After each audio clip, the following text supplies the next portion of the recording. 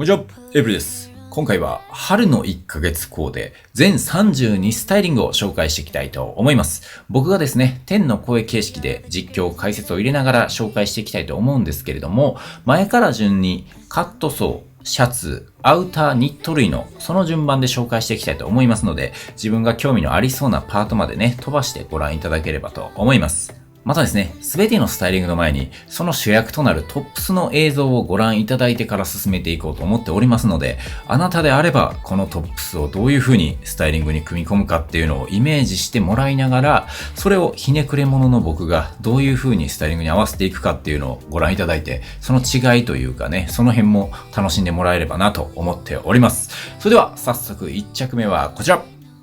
エッセイのロンティですね。バドワイザーのロゴをサンプリングしたビーストライダーというワッペンが刺繍されたシンプルな一着ですけれども、果たしてこのトップスをどう着こなしていくのでしょうかと。はい、これはですね MASU のベルベットパンツと合わせていくということですね。なんでもないシンプルな黒 T なので、ジーパンでもチノパンでも何でも本当に合うんですけれども、だからこそあえてこういうはちゃめちゃに強いパンツを持っていくという感じですね。でエッセイのアイテムってオマージュ元であったり、どこかしら古着の匂いが感じられたりするので、日焼けしたアンティークソファーをイメージしてタイダイ染めされているこの MSU のパンツのヴィンテージ感とも非常に相性がいいという感じですね。で手元はエルメスのシェーヌダンクルですね。基本この春のスタイリングで一生使ってるんですが、僕は全然綺麗めなスタイルしないんで、カジュアルだからこそこのシェーヌダンクルがバランスを引っ張ってくれるという風な感じになっております。はい、そんなところで1着目のスタイリングでございました。はい、続きまして2着目は大陸のブラッドパックのロンティです。わかりにくいんですが、ザ・ブラッドパックの文字のところがスパンコールになっておりまして、これをどうやって着こなしていくかと言いますと、こんな感じです。はい、こちらはね、かなりオーソドックスに上下大陸で合わせてみました。ブラッドパックっていうのは大陸の 2021AW コレクションのテーマでもあったんですが、1980年代のハリウッド青春映画に出演した若手俳優の一団につけられたあだ名らしくて、若くして名声を得た連中とか生意気ながらかっこいい若者みたいなニュアンスもあるらしくて、なのでまさにそのブラッドパック感のあるスタイリングを考えてみたという感じですね。別にドレッシーなアイテムを買う金がないわけではないけれど、俺は履き慣れたデニムでレッドカーペットを歩いちまうぜ的なコーデですね。はい。で膝のダメージもものすごいので、バランスを取るようにシェーヌダンクルをつけているという風な感じです。でこれね、後ろのフラッシャーも大陸のパンツの特徴的なディテールではあるんですけれども、今これ他にね靴を履いていないので、そこに何を合わせるかで最後もうワンバランス整えられるかなという風な感じになっております。はい、続きまして3着目も大陸のロンティでして、こちらはおそらく大陸の中でも一番有名かもしれないエンブロイダリーティになっております。こちらでスタイリングを組んでいきますと、はい、こんな感じでいきましょう。あえてですね、これはあえてカーゴパンツを合わせていきますね。はい、なんとなくこういうトップスを買う方はボトムスがデニムとかチノパンとかそういう分かりやすいところのアイテムであることが多い気がしていて、そこに逆張りでスラックスを合わせて外すとモテ路線じゃないですか。青山学院方面やと思うんですよ。やからこそさらに意識外にありそうなカーゴパンツを合わせるという、言うたら斜め張りですね、もはや。でちなみにこれビズビムのイーガーサンクションパンツでめちゃくちゃ値段高いんですけれども、股の補強とかディテール周りがやたらと細かいビズビムらしいアイテムになっておりまして、花のあるデザインだけが主役やとは限らんでという主張もですね、罠として忍ばせた多少鬱陶しいスタイリングになっております。はい、そんなところでエンブロイダリティの合わせ方でございました。はい、続きまして4着目は宮城秀隆のバンダナシャツでございます。かなり絵力の強いトップスではございますが、これをどういう風に着こなしていくかと言いますと、はい、ここでチートを使います。 MAC のギャラクシージーンズの登場ですね。このシャツは何でも合うんですけれども、やっぱりデニムとの相性は最高で、ほんでもってこのそれぞれのバンダナがヴィンテージバンダナから取られて作られているというバックボーンがあるんですね。はい、なので同じくヴィンテージのリーバイスをベースにスワロフスキーでカスタムされたギャラクシージーンズも生産過程の部分でハモっていて、スタイリングにもとんでもなく決まってくれるという風な感じでございます。で、これもアイテム的には全てカジュアルなところをエルメスで少しドレッシーに引っ張っているという感じなんですが、このギャラクシージーンズがデニムと言いながらもはや宝飾品のようなルックスなので、カジュアルなのにドレッシーみたいな謎の認識そごも面白いんじゃないかなというふうに思っております。はい、続きまして5着目は竜のレイヨンシャツですね。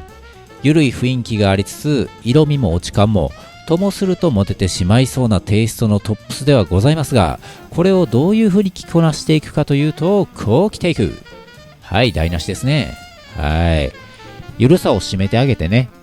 例えば、スラックスとかを順当に合わせてタックインとかしたら、もちろんかっこいいのはわかるんですけど、それだと面白みがないと。はい。なので、ひねくれた自分は、あえて絶対にモテにくい方向に持っていくという感じです。はい。本当はね、緩めのスラックスを合わせたりするのも一つ好きなベクトルではあるんですが、ドレス要素を足してしまうと、それは狙った着こなしであることが容易に視認しやすくなってしまうので、自分の場合はもはやバギースウェットまで緩めていくっていう感じですね。はい。ここまでのバランス感はあんまり見ることがないので、もはや唯一無二のかっこよさがあるかなと思うんですけど、どうでしょうね。はい。これは人次第かなと思っております。はい、そんなところで竜のレイヨンシャツの着こなしでございました。はい、続きまして6着目は堺のドローコードシャツですね。ドッキングなどが出て以来、最近はあまりリリースされていないかもしれませんが、過去の定番名作アイテムではございまして、これはこう着ていきますね。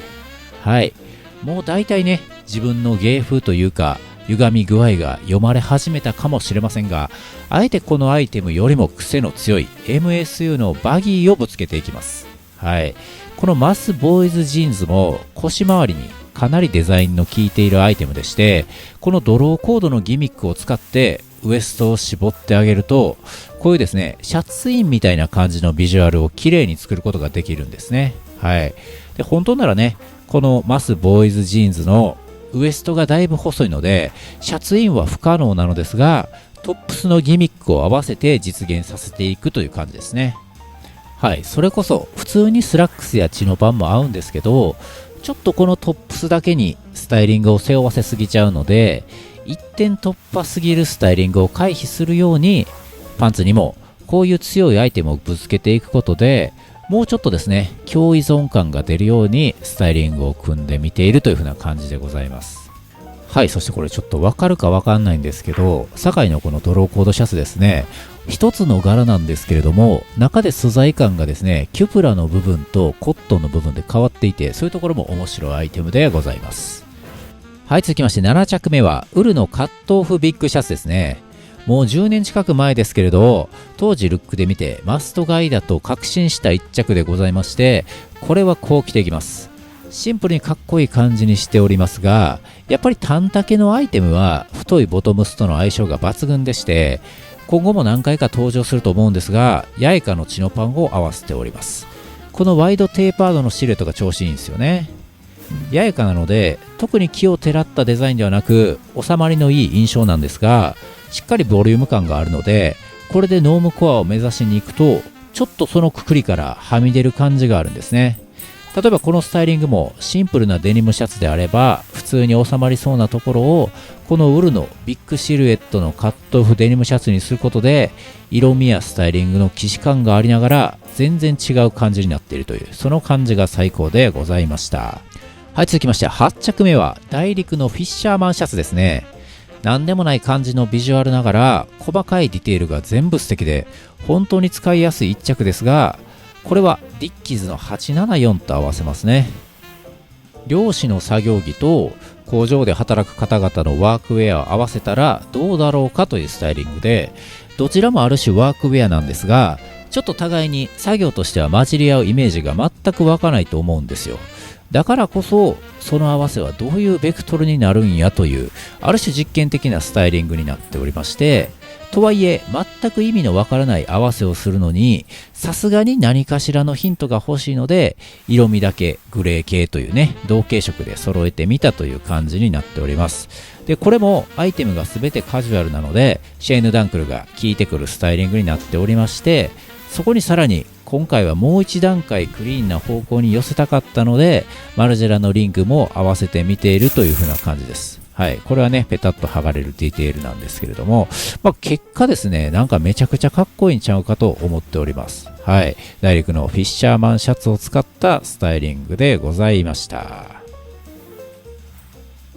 はい、続きまして9着目はラフシモンズのアーカイブレダックスの宗教旗シャツですね。この宗教感漂う柄は全て同系色の糸で刺繍されているという凄まじいアイテムですが、これはこうきます。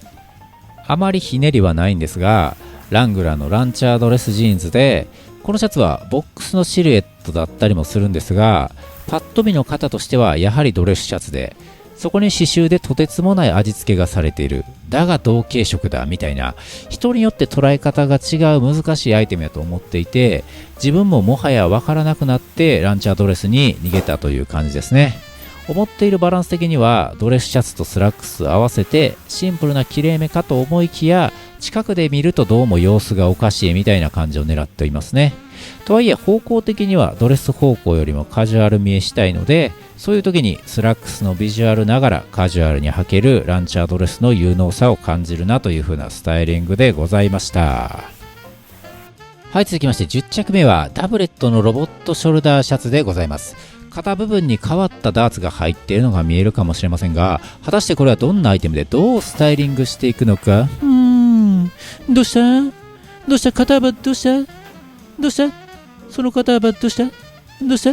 みたいなね、そんな感じのものすごいアイテムですよね。ダブレットの 24SS で登場したアイテムで、シーズンのテーマが AI だったので、これはレトロなロボットの肩や腕周りをイメージして作られたみたいです。なので自分もロボットのオフィスカジュアルを意識して組んでみました。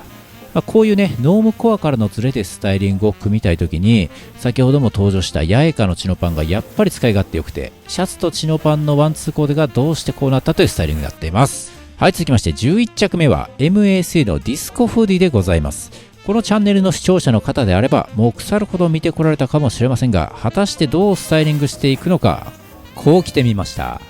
とてつもなくきらびやかなトップスなので、逆に一番汚い汚れ加工のデニムと合わせてみようと。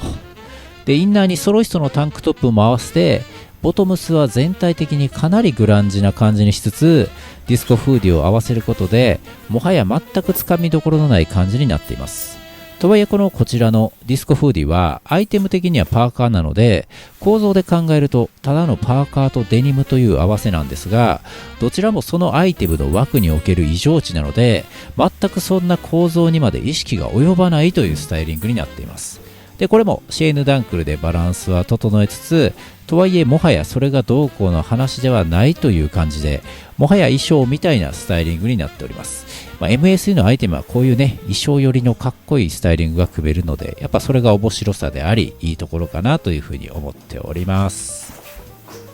はい、続きまして12着目は同じく MSU のキャンディツイードジップアップフーディです。 24SS コレクションで登場したアイテムで非常に女性的なアイテムですが、こちらをどうスタイリングしていくのかというと、はい、こう着てみましたね。結構挑戦的なスタイリングでめちゃくちゃ可愛らしい女性的なアイテムなので、その方面に中性的に整える方が収まりはいいと思うんですが、ここまで可愛らしくて優しい女性的なアイテムなら、あえて男らしいソリッドなアイテムを合わせてみたいなと考えまして、一旦インナーに WRL のデニムシャツを入れております。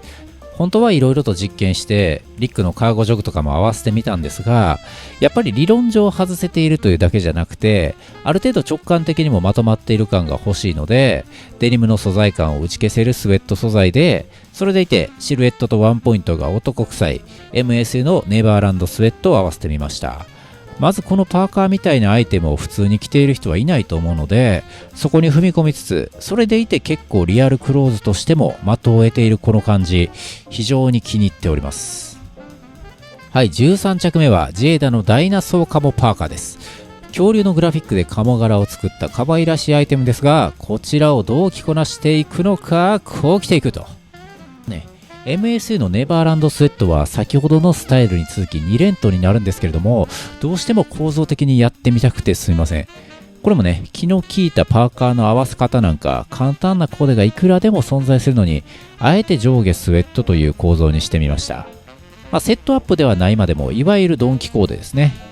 ただ本来部屋着の延長線上にあるドンキコーデでもそれなりに気の利いたアイテムの上下で組んでみたら人はどのような印象を持つのか、スウェットというアイテムが抱えるちょっとした負のイメージを逆手に取った反転術式のようなある種哲学的なコーデですね。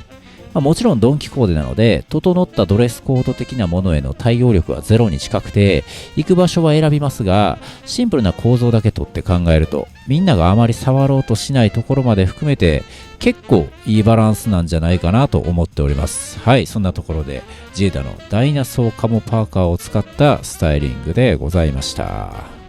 またぜひね、上下スウェットというスタイリングの新たな地平線切り開いていただければとは思います。はい、続きまして14着目はヤエカの64クロスフードシャツです。高い機能性とクリーンなビジュアルが特徴なヤエカの名作アイテムですが、これはこう着ていきます。はい、一見ノームコアに映るようにシンプルに合わせておりまして、白 T もデニムも馴染み深いアイテムです。で、ヤエカの64クロスフードシャツもシンプルな見た目で機能性は感じるものの、いい意味であんまりテック感は伝わってこず、いい塩梅で鉄板のリアルクローズとして成立しているなぁと思うんです。しかしあなたのような勘のいいファッショニスタなら違和感を感じるはずなんですよね。いや普通だけど何か違うぞと。でボトムスのシルエットを見てその違和感の正体に気づくわけですね。というのもこのデニムが巌流の名作サルエルデニムになりまして、ウエストがなんとですね3段あるんですね。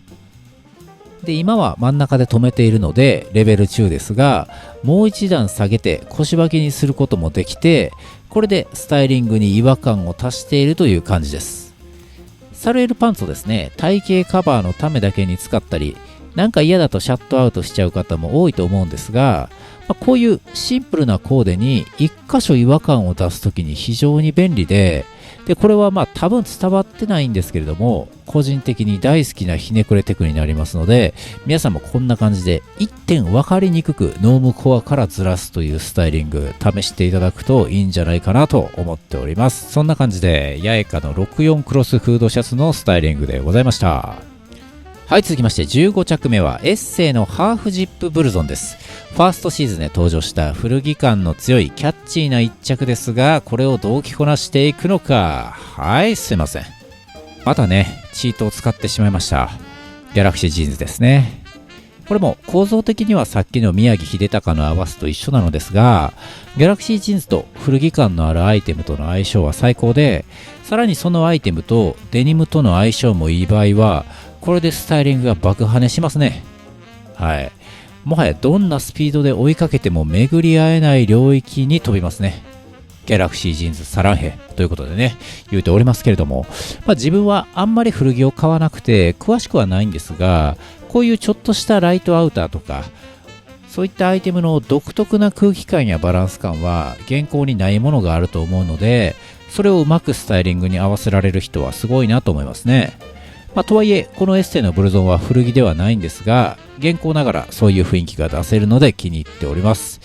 ただギャラクシージーンズはちょっと真似しにくいと思うので、構造的なところで考え直すとスポーティーなブルゾンに対してはやっぱり悔しいですが、スラックスとか合わせる方が落とし込みやすくて分かりやすくかっこいい気がしておりますね。はい、ということで古着っぽいアイテムとこういうボトムスに豪華なアイテムであったりとか、もしくは綺麗めのアイテムであったりとか、そういう風な形で外して着てもらうっていうバランス感、なかなかかっこいいんじゃないかなと思いますね。はい、ということでエッセイのハーフジップブルゾンの着こなしでございました。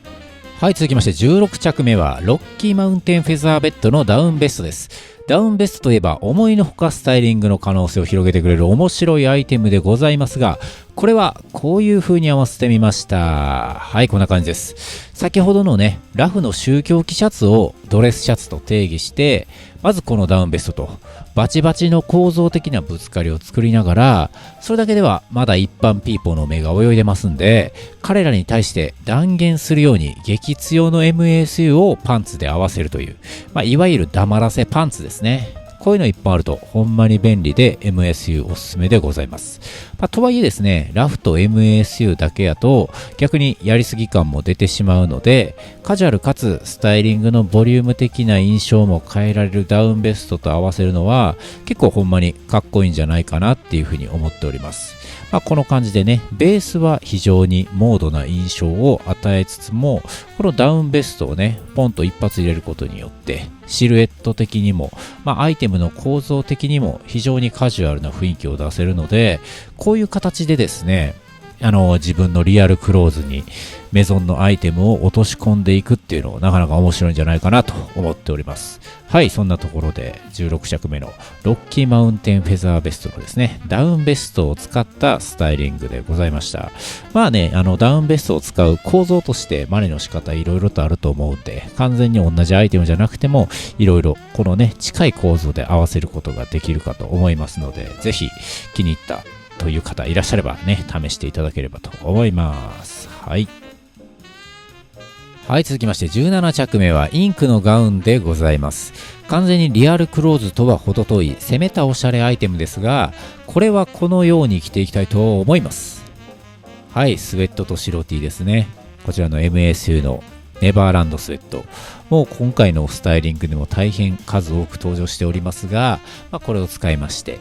ベースを、それと白 T を合わせることで、はちゃめちゃにラフな、これもですね、もはやドンキコーデにしてしまって、その上からこういう明らかにおしゃれしたい人のアイテムを羽織るという、いわゆるもうぶつかり稽古ですね。はい。このガウンを羽織っている限りは、ドンキコーデに見えない、おしゃれ稽古が続くファッション部屋でございます。はい。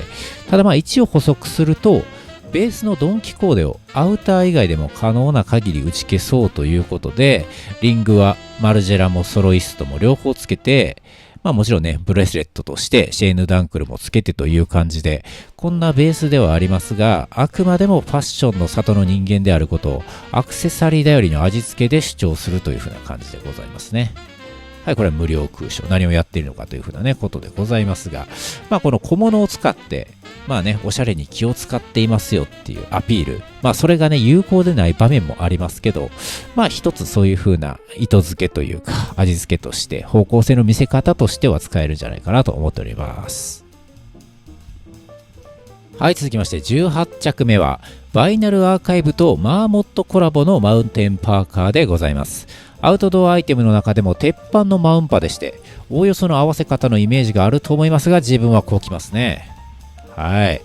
ドカンと MASU のバギーを合わせていきます。このマウンテンパーカーがバイナルコラボで、逆に一般的なマウンパよりもタウンユースに落とし込みやすくなっているので、それならばと、さらに一歩踏み込んでおしゃれしに行くパンツにぶつけてみるという感じでございます。マウンパそれ自体がおしゃれにデザインされちゃったものももちろんかっこいいんですが、それはそれでコーデの広がりが制限されちゃうところもあるので、肩としてはベーシックなこれを使いながらド派手なパンツと合わせてスタイリング全体で雰囲気を混ぜてあげるという感じですね。個人的な経験上、マウンテンパーカーをかっこよく着こなす人って大体分かりやすく綺麗に着こなしてくるんですよ。なのでスラックスみたいなドレス方面とぶつけて綺麗に外すというよりは、アイテム的にタウンユース性や扱いやすさでは親和性が高いデニムという型を持ちつつ、でもそれで順当には収まってしまわないようにシルエットをド派手におしゃれにすることでバランス感をいじっているという風な感じでございます。このデニムね、本当にデザイン性の効いたで、シルエットも派手なアイテムでございますので、それを合わせることで外すという、結構気に入ったひねくれ具合でございます。はい、ということでバイナルアーカイブとマーモットコラボのマウンテンパーカーを使ったスタイリングでございました。はい、続きまして19着目はラフシモンズのクチュールボンバーでございます。ビッグシルエットの MA1 をビスコース素材でドレッシーに仕上げつつ、柄が非常にマダムという一着で外しの効いたアイテムですが、こう着ていきましょう。どうでしょうか。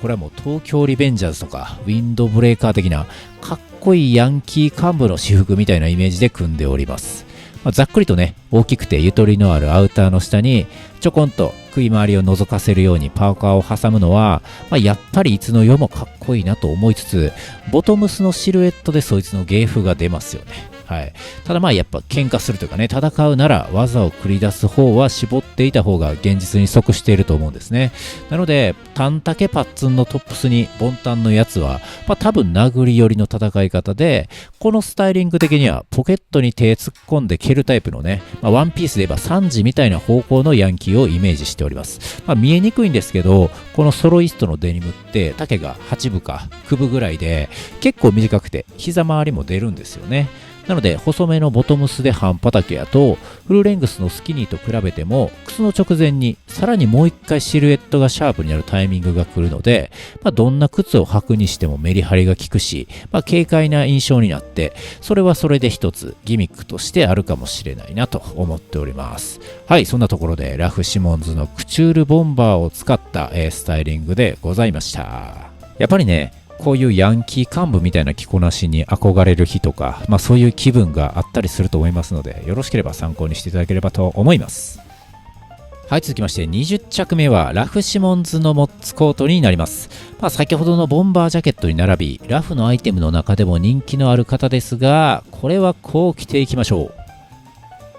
はい、こんな感じでございます。なんとでも合うんですが、トラビス・スコットのスタイリングみたいな感じで、リックのカーゴジョグを合わせてラグジュアリーストリートに着てみております。ちょっとアウターとパンツと両方インポートになってしまったので、インナーはドメスティックに MSU のポップコーンを選んでおります。これは本当に便利で、丈感の細かい調整に使うことができるし、ボリューム感を出さずにインナーをかませるときにも最高のアイテムですね。で、トリック的な部分で言うと、構造的には上がモッツコートで下がカーゴパンツなので、実は上下ミリタリーというかなり成分的に集中したリスクの高いスタイリングではあるのですが、モッツコートはピンク色かつディテールがアーティスティックで、逆にカーゴパンツの方は黒色かつスウェット素材なので、パッと見だと全くその違和感に気づかれないという攻め方だったりしております。なのでね、これも構造で考えると本当に完全に上下ミリタリーなわけですけども、このそれぞれのアイテムの色味や質感によってそうは見せずにリアルクローズとして成立しているわけで、こういう風なですね、絶妙な外し方っていうのも割と個人的には好きだったりしております。はい、続きまして21着目はソーイのトレンチコートでございます。もうどう着てもモテそうな分かりやすい綺麗さのあるアイテムではありますが、これをどう合わせるかというと、いやなんでとね、はい、もう台無しでございます。なんでそんなことしちゃうのという合わせ方でございます。で、MSU のディスコフーディーを指すことでモテコーデの運命に抗うという感じですね。代わりに分かりやすくシャツでも挟んでしまえば、綺麗めとして一定の評価をされていたであろうに、自分の向かう先はそこではないと、黄色い声援が聞こえたかもしれない世界線を泣きながら捨てて、丸の内線で育ちの良さそうなマダムが自分を真顔で見てくる世界線に向かっていきます。果たしてその先にマキセ・クリスはいるのでしょうか。こうご期待でございます。はい、何かをひらめきました。ということでメガネをかけてみるわけですが、無駄ですね。全然たどり着けないです。はい。しかもちょっとフレームがずれちゃってるんで、耳の高さ調整しないとダメですね。で、これ、あと言い忘れたんですけれども、ボトムスで RPSA カニエのデニムを履いておりまして、これの絶妙なサルエルシルエットは結構いい味を効かせてくれてるんですね。なので、これでノームコアから若干ずれるぐらいで終わらせておけばよかったものの、なぜか、ね、ディスコフーディーまで来てしまったということで、とんでもないモンスターが誕生したというスタイリングになっております。はい、続きまして22着目はランディのトラックジャケットでございます。ジャージというアイテムが流行して各ブランドからリリースされている中で少し空気感の異なる綺麗な印象の一着ですが、これをどう合わせるかというと、はい、これはもうね、割と順当に着ていきます。いつだってトラックジャケットはサチモスのように着ていきたいですからね。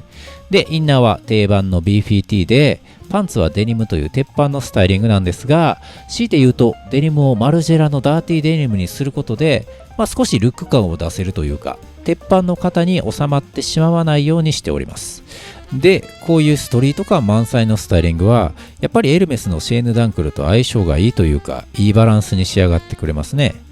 でリングの方はソロイストにしてデニムのグランジな雰囲気をちょっと拾いながら引っ張っているという風な感じでございます。正直マルジェラのダーティーデニムがなかなかの金額だったりするので、総額としてはそれなりにするスタイリングなのですが、あまり金がかかっているようには見えない絶妙な塩梅のグランジスタイルかと思っていて、かなり個人的には好きなスタイリングでございます。はい、続きまして23着目はヒューマンメイドのボンバージャケットでございます。かなり派手な見た目でちょっとシュプリーム味も感じるアイテムですが、これはどう着ていくかと言いますと、こんな感じで着てみました。はい、ちょっとね海外のリアルクローズみたいな感じで合わせてみております。で映像でちゃんと見たらシャツの右肩がね中で変に引っかかっちゃって、綺麗にアイテム自体を着れてないんですけど、本当はもうちょっとシルエットが落ちる感じで綺麗に着ることができます。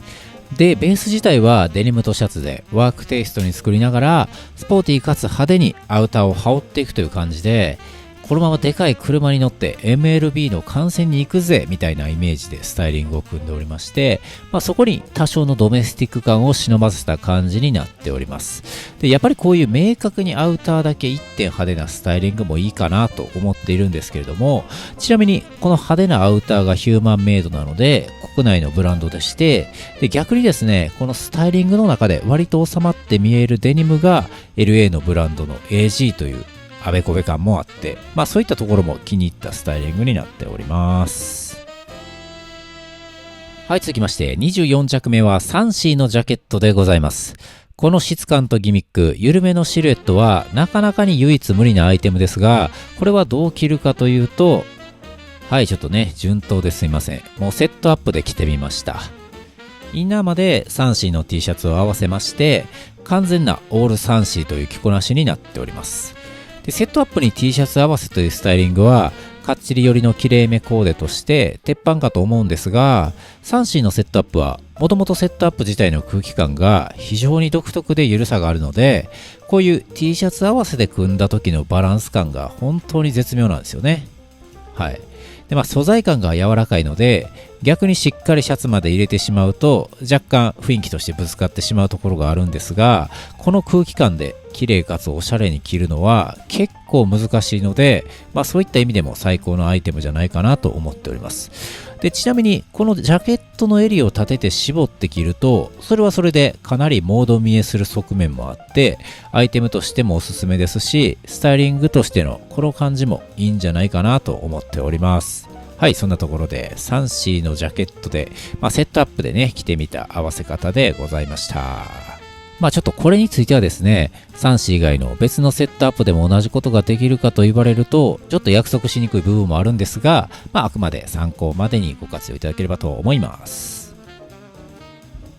はい、続きまして25着目はラットミュージシャンのジャケットでございます。アイテム的には3シーズン対応可能な生地感のテイラードジャケットですが、これをどういう風に着ていくかと言いますと、はい、こんな感じ。いや嘘つくなよとね。インナーはタンクトップ1枚でパンツリック・オーエンスという、BTS のオンの MV をついさっき見ましたみたいなスタイリングになっておりますね。絶対これで外に出歩かんやろと自分でも思いながら、ネタ込みでのワンスタイリングでございまして、リアルクローズとは程遠い着こなしなんですけども、こういう衣装的なスタイリングのジャンルで言うとやっぱりかっこいいとは思うんですね。ただインナーがタンクトップ1枚なので、ジャケットの下はハッチポッチステーションですけどね。ハッチポッチステーション×ジャケットという組み合わせは LDH さんの1000倍特許ですけども、一般人がその辺で着るにはグッチゆぞうさんもびっくりポッチステーションなんて言うてますけども、リックの着方的に言うとね、やっぱりこういう衣装感のある組み合わせの時に一番光る気がいたします。はい、かっこいいかなと思っております。はい、続きまして26着目はダブレットのトラックジャケットでございます。先ほどのランディとは打って変わって完全な攻めのトラックジャケットですが、これはこう合わせていきましょう。はい、攻めを重ねていきますね。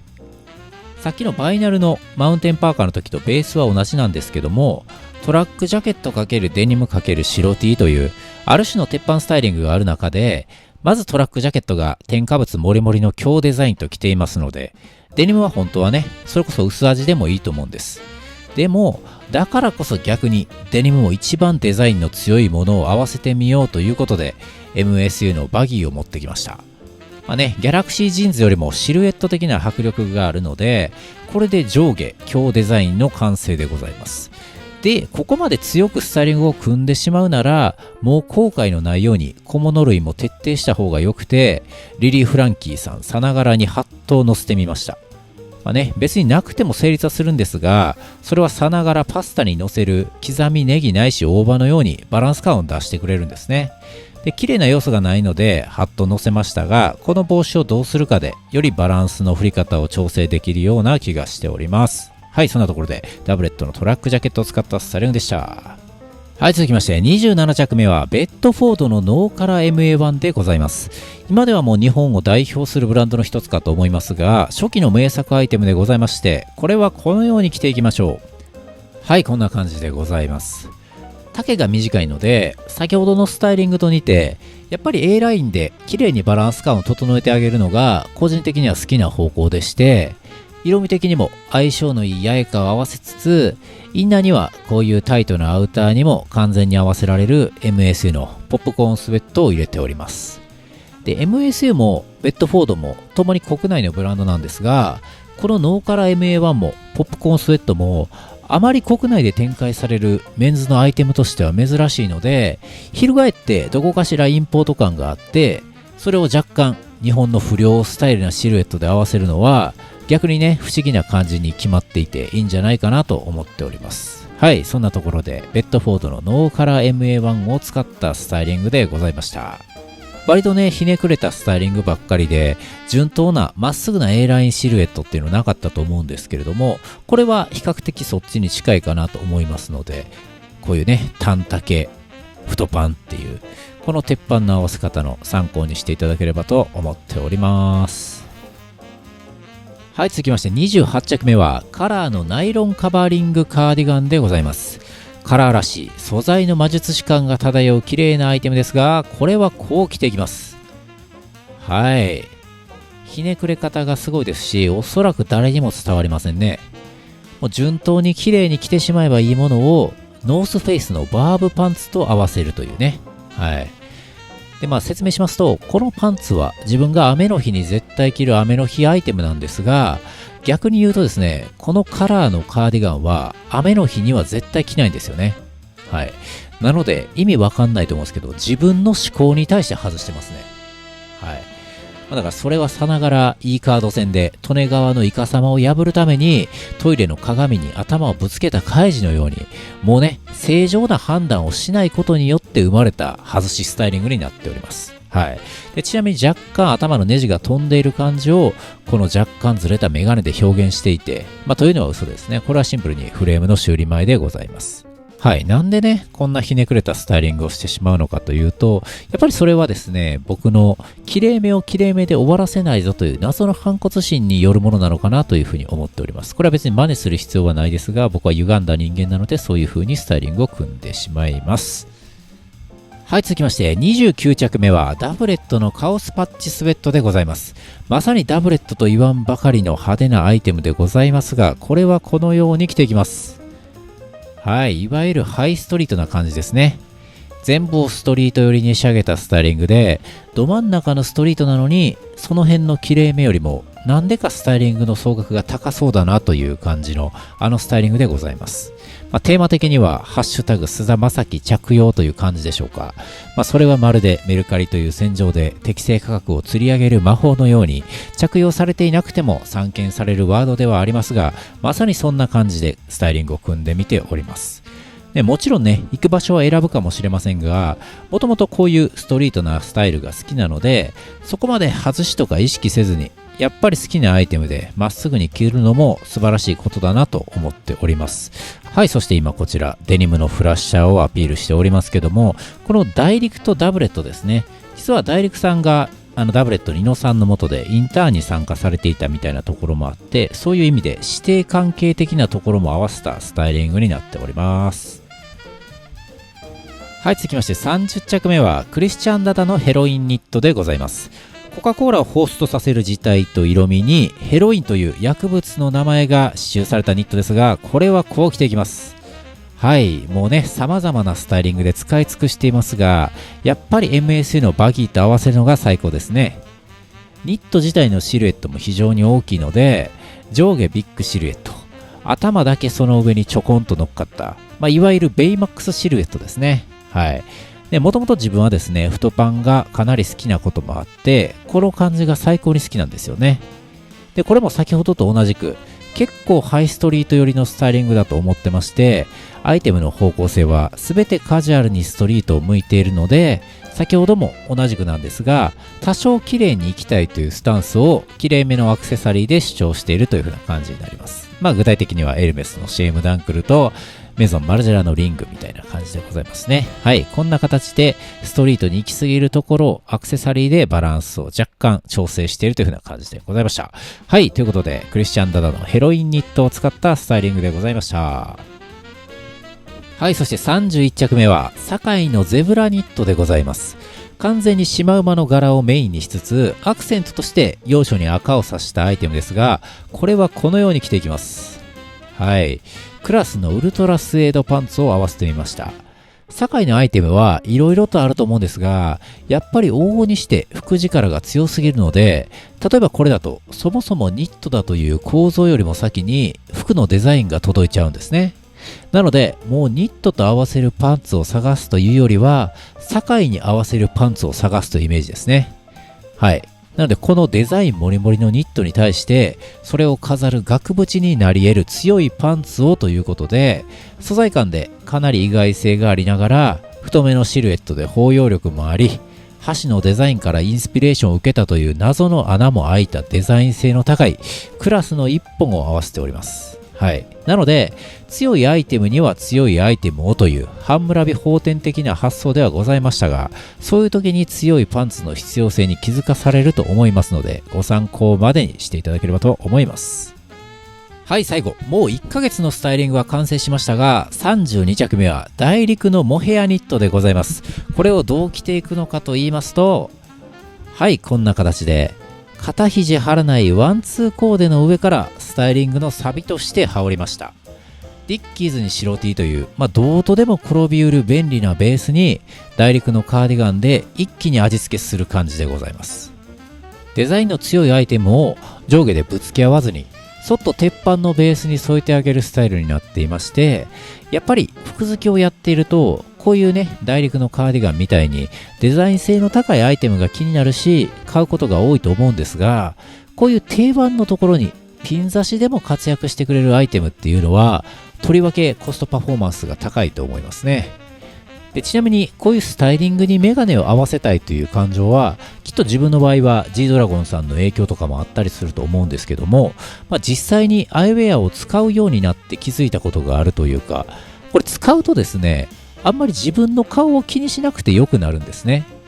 アイウェアがもう自分の顔になるから、それに全てを委ねてしまって、あとはおしゃれに集中すると。で、そういう風な発想というか、動きが取れる意味で、やっぱおしゃれな人がアイウェアを複数持たれているっていうのも、やっぱ理由があるのかなと思っていたりして。その世界もね、無限だったりするので、一緒に楽しんでいきましょう。はい、そんなところで春の1ヶ月コーデの動画でございました。スタイリングの中でですね、結構気になるアイテムもいくつか登場してきたかなと思うんですけれども、このチャンネルではですね、名作アイテムをディスカバリーチャンネルのような感じで変わったナレーションなどを加えながら紹介しておりますので、よろしければぜひそちらもご覧いただければと思います。またですね、今回の動画気に入っていただけましたら、高評価であったり、チャンネル登録であったり、あとですね、コメント等もいただけますと大変嬉しく思いますので、どうぞよろしくお願いいたします。それでは、ご視聴くださり誠にありがとうございました。